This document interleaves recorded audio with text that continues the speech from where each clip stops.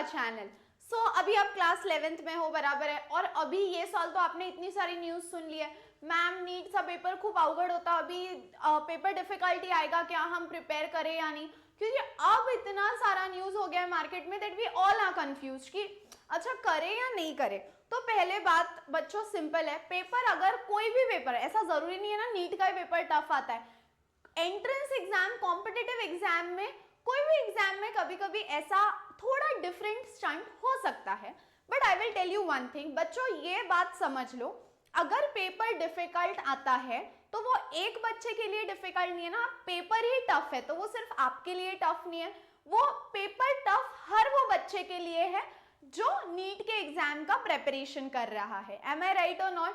So cut off ultimately नीचे ही आएगा। सो ऐसा मत सोचना कि अरे नीट का एग्जाम सिर्फ मुझे डिफिकल्ट गया तो क्या मेरा नहीं हुआ, तो हम सब तैयारी वही से करते हैं, सब स्टूडेंट्स ऑन एंड ऑफ वही स्ट्रैटेजी यूज करते हैं, बस प्रेपरेशन में है कि किसका प्रेपरेशन थोड़ा ज्यादा अच्छा है। और बच्चों नीट का एग्जाम एक ऐसा कॉम्पिटिटिव एग्जाम है, या आप जेई का भी अगर मानो कि you can not just give the exam, पढ़ लिया और एग्जाम दे दिया, बोर्ड्स का जैसे 2 महीने में पढ़ लोगे एग्जाम दे दोगे। तो बच्चों नीट का exam is a highly competitive exam, और मैं आपको फैक्ट बताती हूँ, अराउंड 20+ लाख स्टूडेंट ये एग्जाम देते हैं, और इंडिया में 600 गवर्नमेंट कॉलेजेस है। So you have to be really hard working, consistent होना चाहिए, यानी रोज पढ़ने की वो जिद चाहिए, वो इतना बड़ा सपना अगर पूरा करना है, इतना बड़ा सपना देखा है तो उसको पूरा करने की ताकत आप में होनी चाहिए, ये बात हमेशा याद रखना है। और डॉक्टर बनने जैसा कोई नोबल प्रोफेशन है नहीं, तो अगर बच्चों इतना बड़ा सपना देखा है तो उसको पूरा करने की ताकत रखनी है आपको। समझ में आ रहा है? ओके, सो अभी नीट के लिए कैसे प्रिपेयर करें बच्चों, एक बात समझ लो, मैम मुझे बोर्ड्स भी मैनेज करना है, नीट भी मैनेज करना है, don't over think on that. मैं ऑनेस्टली बताती हूँ, मैंने 11th में PCMB physics chemistry maths bio group रखा था, क्योंकि मैथ्स मेरे को लगता था फिजिक्स के लिए थोड़ा नेसेसरी है, और 12th में मैंने पीसीबी ग्रुप रख लिया था, फिजिक्स केमिस्ट्री बायो, क्योंकि मैं प्योरली नीट की तैयारी करी थी। मैं पढ़ी हूँ महाराष्ट्र बोर्ड से। सो बच्चों अब इधर क्या होता है ना, मैं पूरा 2 साल मैंने महाराष्ट्र बोर्ड की तैयारी की, बट मैंने नीट की तैयारी की, बट मैंने महाराष्ट्र बोर्ड के लिए पढ़ना शुरू किया। लिटरली आप बिलीव नहीं करोगे बच्चों, फेब में एग्जाम होता था, मैं दिसंबर में जाके महाराष्ट्र बोर्ड के बुक्स लेके आई, बाकी पूरा 2 साल and I scored really good. ठीक है, ऐसा मेरे को अबाउ 80% थे महाराष्ट्र बोर्ड में, विच इज डिसेंट। ठीक है, मैं ये नहीं बोलूंगी मैं बहुत ही महान हूं, it's okay score, decent score है, बट ये बताने का मैं ट्राई कर रही हूँ कि पूरा 2 साल मैंने एनसीईआरटी में से पढ़ा, और ये महाराष्ट्र बोर्ड का लेवल है तो एनसीईआरटी का उससे थोड़ा 30% एक्स्ट्रा है, तो उसकी वजह से महाराष्ट्र बोर्ड मेरे को बहुत टफ नहीं लगा, बस मेरे को लिखने में प्रॉब्लम आती थी क्योंकि नीट का पेपर एमसीक्यू था, तो मैंने 2 साल एमसीक्यू की प्रैक्टिस की, तो राइटिंग में प्रॉब्लम आया, बाकी कॉन्सेप्ट्स में प्रॉब्लम आया नहीं, because concepts were nearly the same. अभी नीट का जब आप कॉम्पिटिटिव एग्जाम कर रहे हो बच्चों, एग्जाम में आप ऐसे नहीं जा सकते, जंग लड़ने जा रहे हो और पूरे जोश में चलो आर्मी लेके, नहीं, you have to plan properly. वैसे ही नीट का एग्जाम एक जंग के बराबर है, we need to have a proper strategy, जो प्रॉपर प्लान से जाएगा, जो प्रॉपर स्ट्रैटेजी से जाएगा, वो एग्जाम क्रैक करेगा। सो कॉम्पिटिटिव एग्जाम में आपको सिर्फ बच्चों हार्ड वर्क नहीं, स्मार्ट वर्क की जरूरत है। कहां से पढ़ना है, क्या पढ़ना है, right guidance, right mentorship is most important. तो नीट के लिए अगर आप एकदम फ्रेश बिगनर हो तो मैं आपको कुछ बेसिक चीजें बताना चाहूंगी। सबसे पहले एनसीईआरटी को अपना गुरु, अपना बाइबल, अपना भगवद गीता, अपना कुरान, सब कुछ मान लो। एनसीईआरटी एकदम एकदम एकदम छान के निकालनी है, पूरा हर एक कॉन्सेप्ट, हर एक do you know, use your brain, exercise question, solve example, पूरा छाट लो एनसीईआरटी, फिजिक्स, केमिस्ट्री और बायोलॉजी का। बच्चों ये साल नीट के एग्जाम में लिटरली इंट्रोडक्शन पैरा से भी क्वेश्चन आए, तो एनसीईआरटी तो करनी ही है, एनसीईआरटी तो करनी ही है। ठीक है, उसके बाद बच्चों पहला आपका स्टेप होगा कि आप कॉन्सेप्ट क्लैरिटी आपको आनी चाहिए, क्योंकि ऐसा तो नहीं है बच्चों कि मान लो कि आपने ये कर लिया, लर्न कर लिया और फिर गिव रीजन लिख लिया। NEET is not like that. आपने जो कॉन्सेप्ट किया है आपको उसको अप्लाई करते आना चाहिए, कि इसमें अलग क्वेश्चन भी बनेगा तो सॉल्व करते आना चाहिए। तो पहले कॉन्सेप्ट क्लैरिटी, जहां से भी आप समझ रहे हो, मतलब आप मान लो कोचिंग जा रहे हो, ऑनलाइन पढ़ रहे हो, ट्यूशन, जो भी जहां भी जा रहे हो, कॉन्सेप्ट क्लैरिटी के बाद बना लो नोट्स। उसके बाद खुद पर्सनली आपको एनसीईआरटी रीड करनी है और यहां से जो एक्स्ट्रा पॉइंट्स मिलेंगे वो एक्स्ट्रा पॉइंट्स बच्चों आपको नोट्स में ऐड करने हैं। अब ये कर लिए। अब कुछ कुछ चीजें ऐसी होगी जो आप पहली बार एनसीईआरटी पढ़ना है, दूसरी एनसीईआरटी मतलब कोई भी चैप्टर पहले बार पढ़ लिया, दूसरे बार पढ़ लिया, तीसरे बार पढ़ लिया। बच्चों कभी भी पहले बार में आप अच्छे नोट्स नहीं बना सकते, तो तीसरी बार जब आप पढ़ोगे कुछ चीजें ऐसी होगी जो आपको फिर भी याद नहीं हो रही होगी, सिर्फ वो चीजें नोट्स में ऐड करो, नहीं तो इतने बड़े नोट्स बन जाएंगे। और फिर उसके बाद बच्चों वो चैप्टर पे आए हुए नीट के पीवाईक्यू सॉल्व करना शुरू करो। बहुत लोग बोलते हैं कि ये सब्जेक्ट के लिए वो बुक, वो सब्जेक्ट के लिए वो बुक, और दुनिया भरचा बारंबार चिंता करता सगळं वाचताल और क्वेश्चन आता है एनसीईआरटी से। तो बहुत चीजें करने से अच्छा जो बेसिक चीज है पहले वो कर लो। कॉन्सेप्ट क्लैरिटी हो गया, उसमें से नोट्स बना लो। एनसीईआरटी में से वो चैप्टर खुद से मिनिमम 3 बार पढ़ लो। 3 बार पढ़ने के बाद भी जो चीजें आपको याद नहीं रहती वो नोट्स में ऐड करो। उसके बाद नीट के पीवाईक्यूज सॉल्व करो, और पीवाईक्यूज में आपको कुछ ऐसी एक्स्ट्रा चीजें मिलेगी जो एनसीईआरटी में नहीं है, वो चीजें भी आपके नोट्स में ऐड कर दो। सो नोट्स पहली बार जो बनाए वो बहुत बेसिक नोट्स है, सेशन देख के बनाए, लेक्चर देख के बनाए।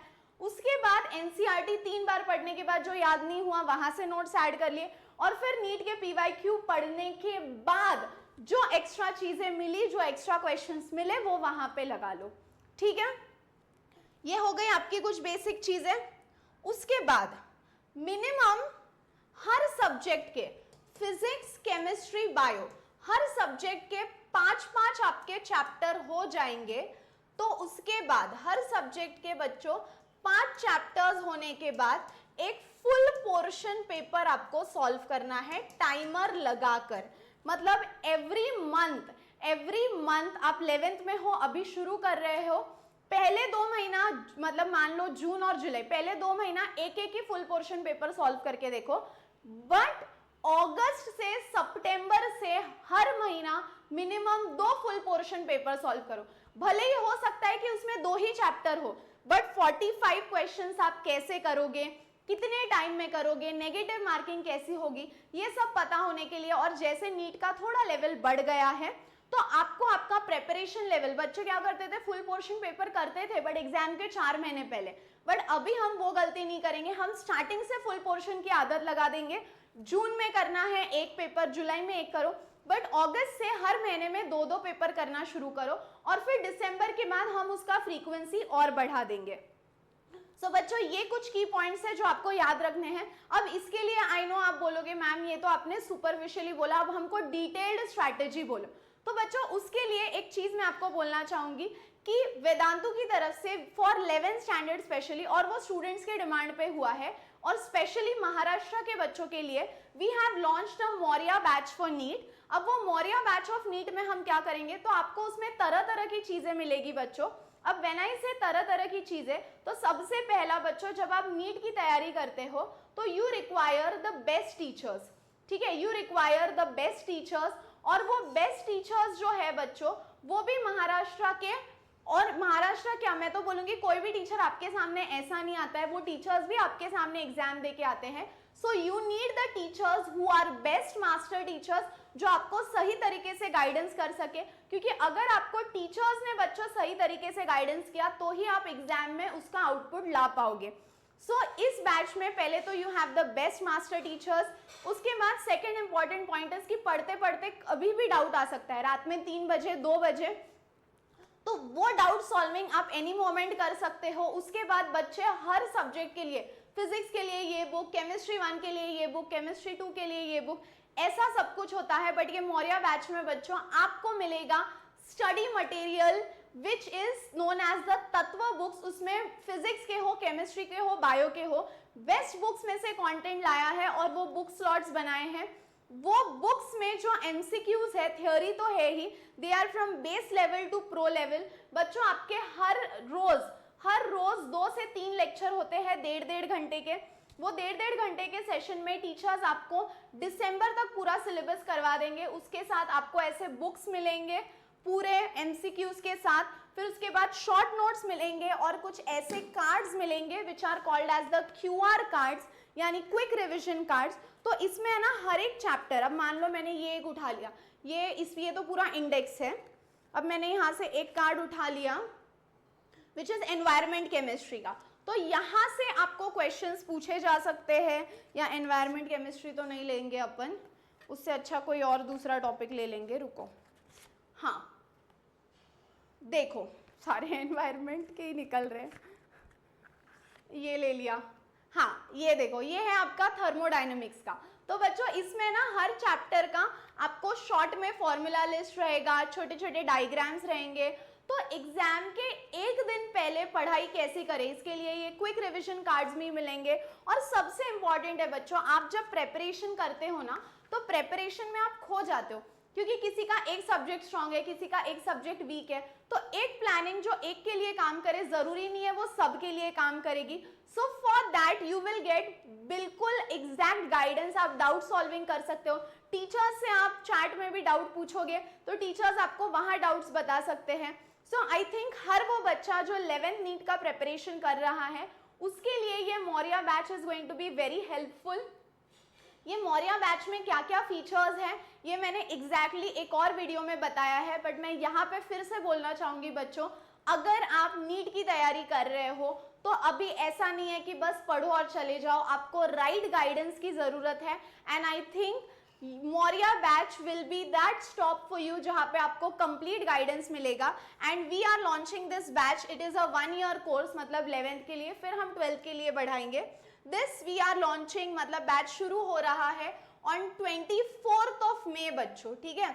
सो 24th ऑफ मे यानी कल हम लोग ये बैच शुरू कर रहे हैं। इस वीडियो के डिस्क्रिप्शन में एक लिंक दिया गया है, आप वो लिंक पे रजिस्टर कर सकते हो और आपको वहां पे मौर्या बैच की कंप्लीट इंफॉर्मेशन मिलेगी। जो बुक्स है बच्चों वो बुक्स आपको घर पे डिलीवर हो जाएंगे। और रही बात बुक्स डिलीवर हो जाएंगे वो तो मैंने बोल दिया, डाउट सॉल्विंग हो जाएगा। बस मेरे को इतना बोलना है और डिले मत करो, क्योंकि कुछ बच्चों के लिए बेसिक सेशंस ऑलरेडी हो चुके हैं and we have very few slots left there. तो मैं नीट की स्ट्रेटेजी बता रही थी तो सोचा ये भी इंफॉर्मेशन दे दूं। So do not miss it, और वीडियो के डिस्क्रिप्शन में लिंक है, जाके रजिस्टर करो। कुछ भी प्रॉब्लम आता है ये वीडियो के नीचे कमेंट करो and we will get back to you. But जाते हुए एक ही चीज बोलना चाहूंगी कि डॉक्टर बनने का सपना अगर देखा है तो वो मिलके पूरा करेंगे, बस डरना नहीं है। आजू बाजू बहुत आवाज रहने वाली है कि टफ है, ये होगा वो होगा, कुछ नहीं होगा। अगर आप मेहनत करने के लिए तैयार हो, हम मेहनत करने के लिए तैयार है, सो आई डोंट थिंक आपका सपना पूरा करने से हमको कोई भी रोक सकता है।